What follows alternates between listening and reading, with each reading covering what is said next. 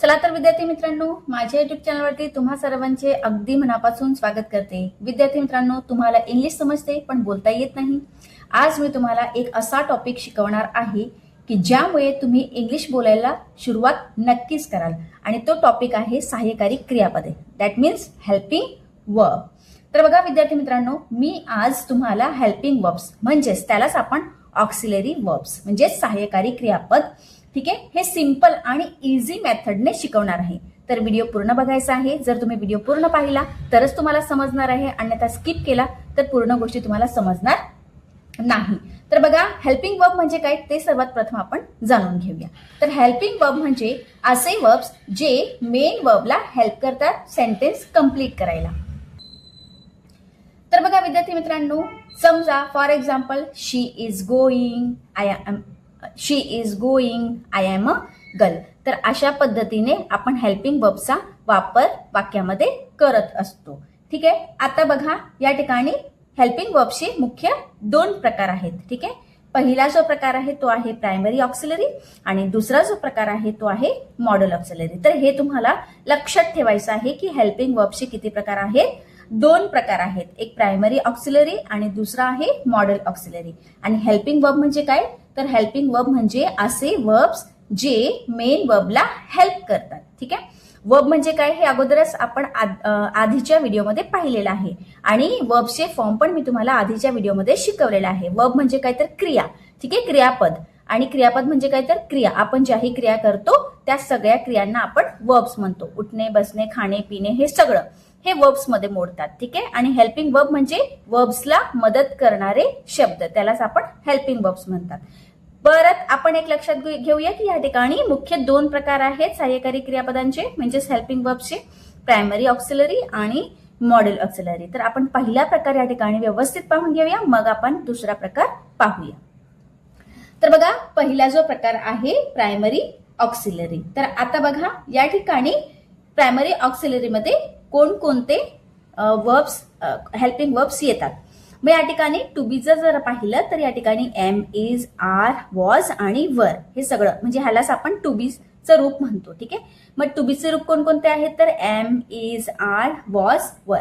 Example घेतलं तर I am a teacher, they are playing, I was playing. अशा पद्धतीने तुम्ही या ठिकाणी टू बीच्या रूपचा वापर करू शकता, ठीक आहे। एम, इज, आर, वॉज, वर ही टू बीची रूप आहेत, हे तुम्हाला या ठिकाणी लक्षात ठेवायचं आहे। आता टू हॅव ची रूप कोणकोणती आहेत, तर हॅव, हॅज आणि हॅड, हॅव, हॅज आणि हॅड, ठीक आहे। तर हॅव आणि हॅज हे आपण कधी वापरतो, तर वर्तमान काळामध्ये आपण वापरत असतो आणि हॅड आपण कधी वापरतो, तर भूतकाळामध्ये आपण वापरत असतो, हे लक्षात या ठिकाणी ठेवायचं आहे। आणि टू हॅव ची किती रूप आहेत, तर तीन आहेत, हॅव, हॅज आणि हॅड। फॉर एक्झाम्पल जर घेतलं तर I have completed my work, she has eaten food. तर अशा पद्धतीने आपण हेल्पिंग वर्ब्सचा वापर करू शकतो, ठीक आहे। हेल्पिंग वर्ब्सचा आपण या ठिकाणी अशा पद्धतीने वापर करतो, ठीक आहे। आता फक्त मी तुम्हाला हेल्पिंग वर्ब्स कोणकोणते आहेत ते आपण या ठिकाणी पाहत आहोत। हे सगळे वर्ब्स कधी वापरतात, कोणत्या सेंटेन्समध्ये आणि कोणत्या सब्जेक्ट नंतर वापरतात हे आपण नंतरच्या व्हिडिओमध्ये पाहणार आहोत। आधी सध्या आपण काय करूया, बेसिक जाणून घेऊया की कोणकोणते हेल्पिंग वर्ब्स आहेत आणि ते कशा पद्धतीने येतात। आता त्याच्यानंतर टू डू ची रूप कोणकोणती आहेत, तर डू, डज आणि डीड, ठीक आहे। तीन आहेत, डू, डज आणि डीड। एक्झाम्पल जर आपण पाहिलं तर do you like tea, he does his homework. अशा पद्धतीने आपण या ठिकाणी सेंटेन्स मध्ये डू, डज आणि डीडचा वापर या ठिकाणी करत असतो। आता हे जे प्रायमरी ऑक्सिलरी वर्ब्स आहेत, एकदा मी परत रीड करून दाखवते, तुम्हाला स्क्रीनशॉट हवा असेल तर तुम्ही स्क्रीनशॉट सुद्धा काढू शकता। आता बघा, परत एकदा लक्षात ठेवायचंय, am, is, are, was, were, have, has, had, do, does, did हे ऑल हे सगळे काय आहेत, प्रायमरी ऑक्सिलरी मध्ये मोडतात। आता याबद्दल आपण पाहून घेऊया की हे जे प्रायमरी ऑक्सिलरी जे आहे त्यांचे इम्पॉर्टंट पॉइंट्स काय आहेत ते आपण या ठिकाणी लक्षात घेऊया, ठीक आहे। हे तुमच्या फक्त माहितीसाठी या ठिकाणी मी लिहून दिलेलं आहे तुम्हाला। स्वतःचा अर्थ असतो, स्वतंत्रपणे वापर करता येतो, म्हणजे हे जे ऑक्सिलरी वर्ब्स आहेत यांचा आपण स्वतंत्रपणे वापर करू शकतो वाक्यामध्ये। ठीक आहे. मुख्य क्रियापदासोबत देखील आपण ह्यांचा वापर करू शकतो. मुख्य क्रियापद जे असणार आहे, क्रियापद आता मी समजवलं, तर त्या क्रियापदांसोबत सुद्धा आपण ह्यांचा वापर करू शकतो. आणि स्वतंत्र आल्यास मुख्य क्रियापदाचे काम करतात. समजा वाक्यामध्ये वर्ब नाहीये, फक्त हेल्पिंग वर्ब आहे, तर हा जो हेल्पिंग वर्ब आहे तो मुख्य क्रियापदाचा काम त्या वाक्यामध्ये करत असतो. एवढं या ठिकाणी लक्षात ठेवायचं आहे. ठीक आहे. दुसरा जो प्रकार आहे तो आहे मॉडेल ऑक्सिलरी. तर तो आपण या ठिकाणी पाहून घेऊया. Model auxiliary helping verb. तर बघा, हे आहेत मॉडेल ऑक्सिलरीज. ठीक आहे. आता कोणकोणते आहेत? शाल, शूड, त्यालाच हॅव टू असं म्हटलं जातं, किंवा will, would, can, could, may, might, must म्हणजे had to, use to, ought to आणि डेअर आणि शेवटी नीड. तर अशा पद्धतीने हे जे सगळे तुम्हाला या ठिकाणी स्क्रीनवर दिसत आहेत, हे सगळे मॉडेल ऑक्सिलरीज आहेत. ठीक आहे. स्क्रीनशॉट हवा असेल तर तुम्ही या ठिकाणी काढू शकता आणि हे तुम्ही लक्षात ठेवू शकता की मॉडेल ऑक्सिलरीज कोणकोणते आहेत. आता याबद्दल आपण इम्पॉर्टंट पॉइंट्स घेऊन टाकूया आणि मग त्याचे सेंटेन्सेस आपण पाहूया. तर बघा, यांना स्वतःचा अर्थ नसतो. म्हणजे हे जे आहेत ना हेल्पिंग वर्ब्स, यांना स्वतःचा अर्थ नसतो. स्वतंत्रपणे वापर सुद्धा यांचा वाक्यामध्ये होत नाही. आणि यांच्यासोबत नेहमी क्रियापदाचे पहिलेच रूप म्हणजे V1, ठीक आहे, यांच्यासोबत नेहमी क्रियापदाचे पहिले रूप म्हणजे V1 वापरतात. आता क्रियापदाचे रूप हे काय असतं तर ते आधीच्या व्हिडिओमध्ये मी लिंक तुम्हाला डिस्क्रिप्शन बॉक्समध्ये देऊन देईन.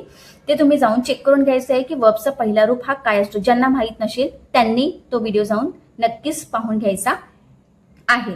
आता हे बघा, जे शाल, शूड हे जे ऑक्सिलरी वर्ब्स आहेत, मॉडेल ऑक्सिलरी वर्ब्स, म्हणजे ह्यांचा आपण स्वतंत्रपणे काय करू शकत नाही, वापर करू शकत नाही. आता फॉर एक्झाम्पल आपण सेंटेन्सेस पाहूया म्हणजे तुम्हाला समजेल. I can speak English, you should study, we must follow rules. म्हणजे काय तर हे जे ऑक्सिलरी वर्ब्स आहेत त्यांचा आपण काय करू शकतो, या ठिकाणी क्रियापदासोबत वापर करू शकतो. पण क्रियापदासोबत वापर करताना एवढं लक्षात ठेवायचं आहे की क्रियापदाचा पहिला रूप या ठिकाणी वापरायचा आहे.